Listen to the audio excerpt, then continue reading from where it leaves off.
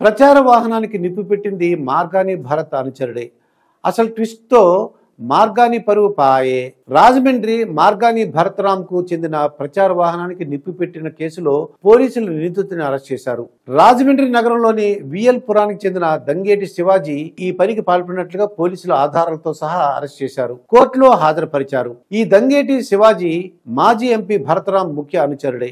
ఎన్నికల ప్రచారంలోనూ చురుకుగా పాల్గొన్నాడు. మరి ఎందుకు నిప్పు పెట్టాడంటే ఓడిపోయారన్న సానుభూతి భరతరాంకు రావాలన్న ఉద్దేశంతో తాను వాహనాన్ని తగలబెట్టానని పోలీసులకు చెప్పాడు. భరతరాం వాహనానికి నిప్పు పెట్టిన విషయం సంచలనం సృష్టించింది. టీడీపీ నేతలే ఈ పని చేశారని భరతరాం ఆరోపించారు.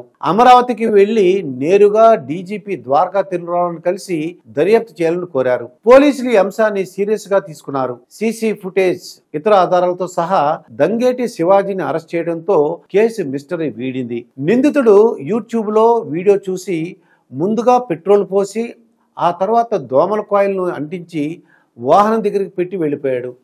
వాహనం కాలిపోయిన తర్వాత శివాజీ ఎంపీ భరత్ తండ్రి నాగేశ్వరరావుకు ఫోన్ చేసినట్లుగా పోలీసులు గుర్తించారు.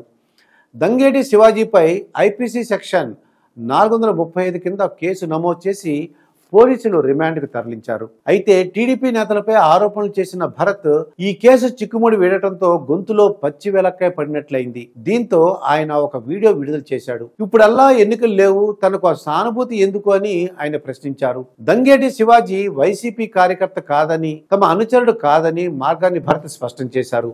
మాపై అభిమానం ఉంటే మా ఆస్తి ఎందుకు ధ్వంసం చేస్తారని ఆయన ప్రశ్నించారు. కావాలంటే తాను మార్కండేయ స్వామి ఆలయంలో ప్రమాణానికి సిద్ధమని, ఎమ్మెల్యే ఆదిరెడ్డి వాసు ప్రమాణానికి వస్తారా అని సవాల్ చేశారు. గత ఎన్నికలలో రాజమండ్రి ఎంపీగా ఉన్న భరతరాం రాజమండ్రి సిటీ నుండి ఎమ్మెల్యేగా పోటీ చేశారు. అయితే ఘోరంగా ఓడిపోయాడు. కూటమి అభ్యర్థిగా పోటీ చేసిన ఆదిరెడ్డి శ్రీనివాస్ కు 1,23,000కు పైగా ఓట్లు రాగా భరతరాంకు కేవలం 51,000 ఓట్లు మాత్రమే వచ్చాయి. దీంతో ఆయన 71,000 ఓట్లు పైగా ఓడిపోయాడు. మెజార్టీ కన్నా భరతరాంకు వచ్చిన ఓట్లే తక్కువ. ఈ ఓటమిపై భరతరాం ఆవేదన చెందుతున్నారు.